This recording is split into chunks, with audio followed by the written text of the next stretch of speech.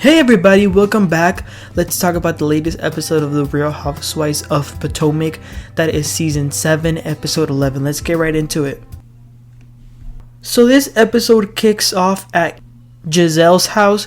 Karen went over to visit because she didn't get to go to the twins' birthday party, so she's there to give them some gifts. This was the first time that Karen was seeing Gizelle's new house because the last time she saw it is when they were out in the tent. She didn't really like it, she threw some little shade. I thought it was okay. The patio looked kind of good. She said she was planning on seeing movies there and whatever. So the twins come and they get the gifts that Karen brought them.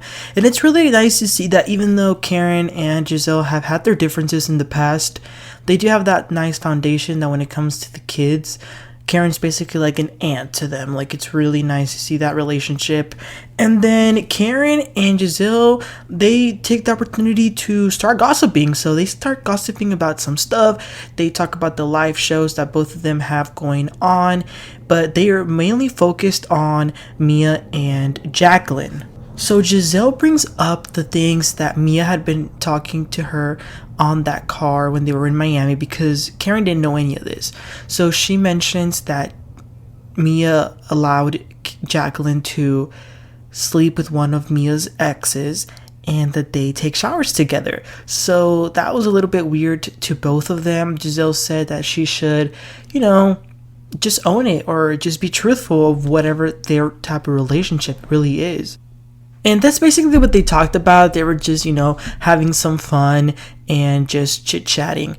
Unfortunately, somebody who is not having so much fun is poor Wendy.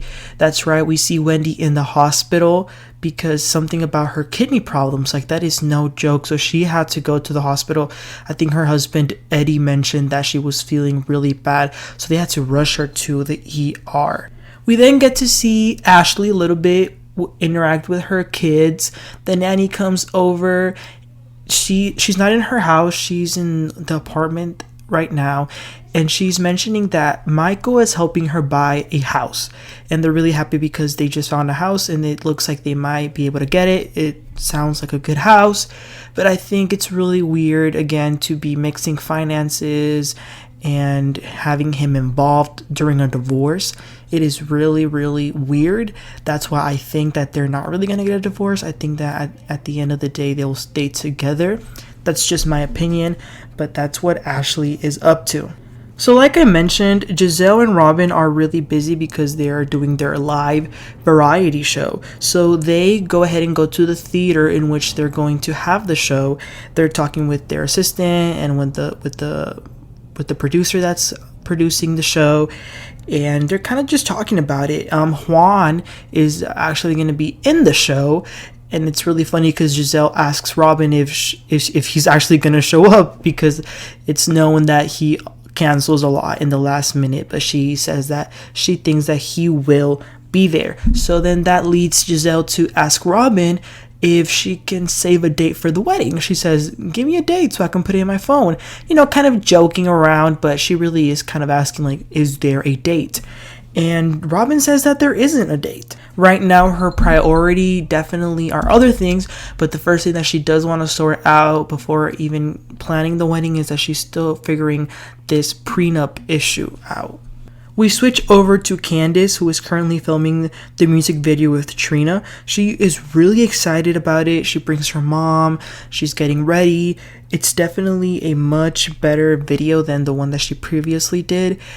And it's also really awesome to see how Trina is really supportive of Candiace because, Trina's been in the industry for a while and Candiace is new to it. So a lot of, it's been known that a lot of singers like that, they'll not really be friendly or whatever, but it's really cool to see Trina being there to support Candiace and to kind of guide her in a way. So Candiace is really excited about this music video and they start filming it.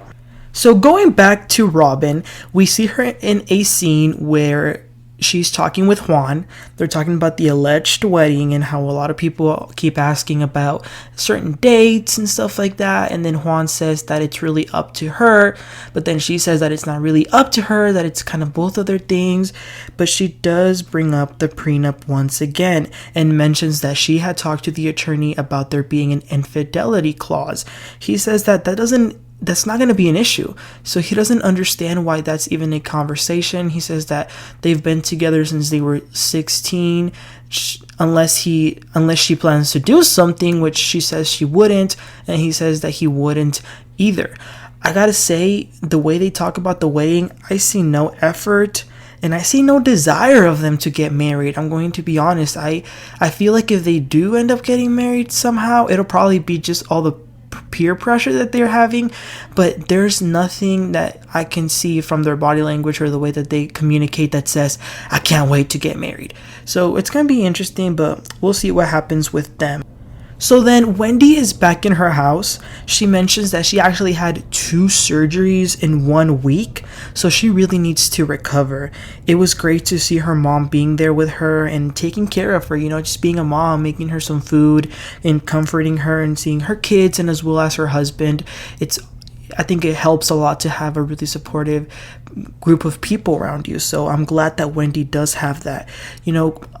Wendy's mom also just recently had some health issues not too long ago, so she mentioned to Wendy that she needs to slow it down, and Wendy's she's kind of seeing it now that she went through the surgery, because she was putting the issue of the kidneys back, like focusing on her other things.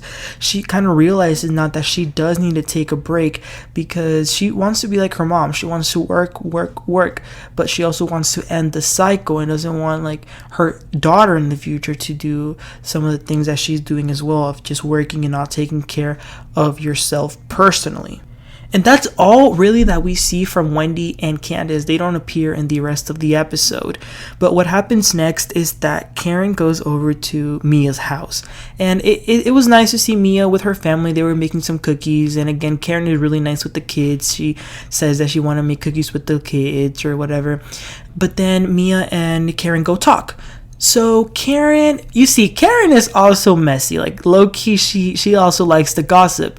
So she brought up what Gizelle had been telling her about Mia and Jacqueline. So she firsthand wants to get the information from Mia.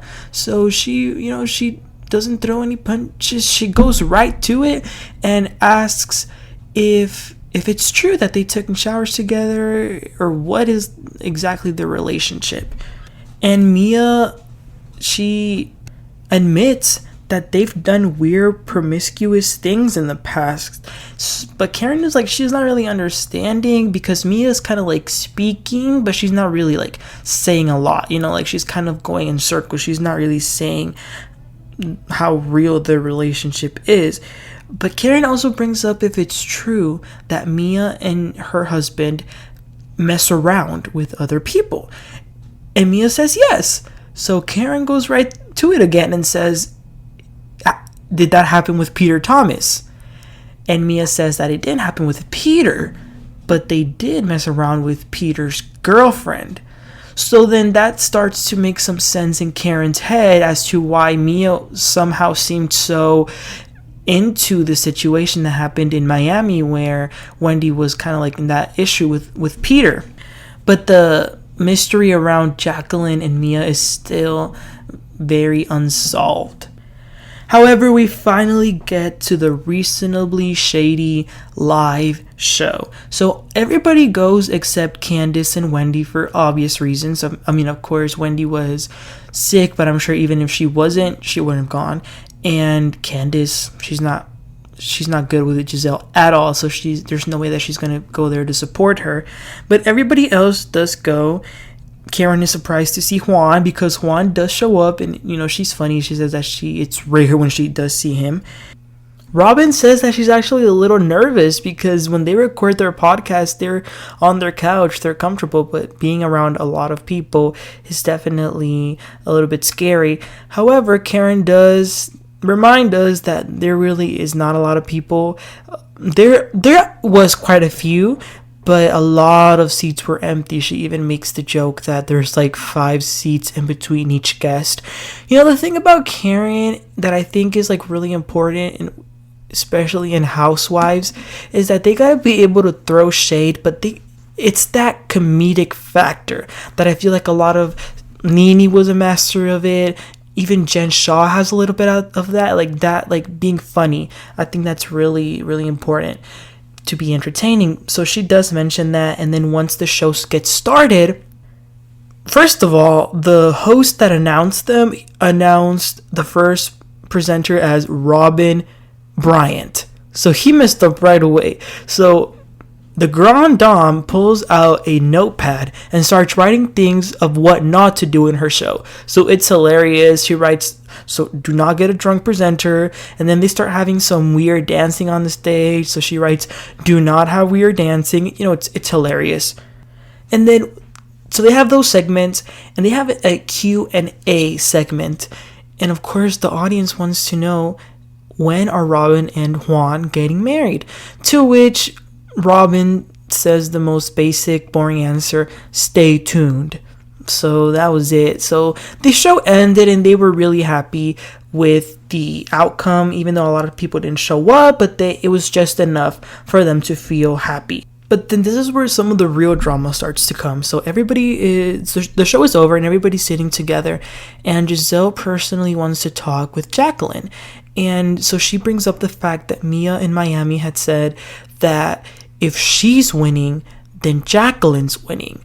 Something about the cars, kind of alluding to if maybe Mia and G are their sugar parents, you know what I mean? Like sugar mama and sugar daddy to Jacqueline.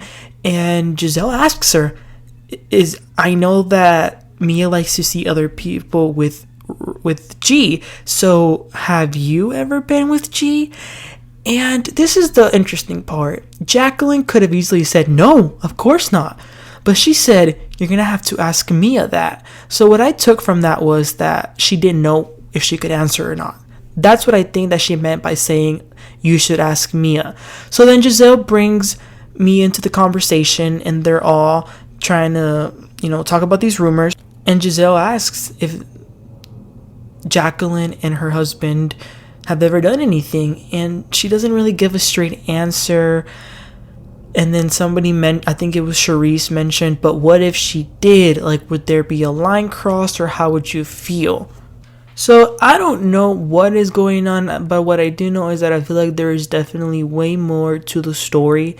But we know from social media that Jacqueline and Mia are not friends any longer. So this might be the beginning of what led to that. So it's going to be interesting to see what happens.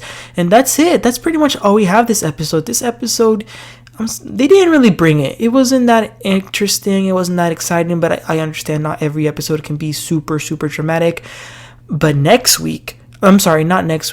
episode, because we're not getting an episode next week for Christmas, so we'll have to wait until January 1st. So in 2 more weeks, we're going to see the new episode, and things are going to go down, because that chick that alleged that Chris wanted to do something with her, yeah, she's going to show up, and it's going to be a whole scene with Candiace and Karen. And that's where we're also going to see Mia turn on Karen for telling everybody else what she told her personally that day when she went to go visit in her house. So I cannot wait for the next episode. I know that things are going to start to heat up after that. But you guys, let me know, what did you think about this episode, and what do you think about Jacqueline? What do you think? How involved do you think she is with Gordon and Mia? Let me know in the comments. Please don't forget to like and subscribe to be tuned with all my videos on all our favorite reality TV shows. Thank you guys, and have a great one, and I'll see you guys next time. Bye.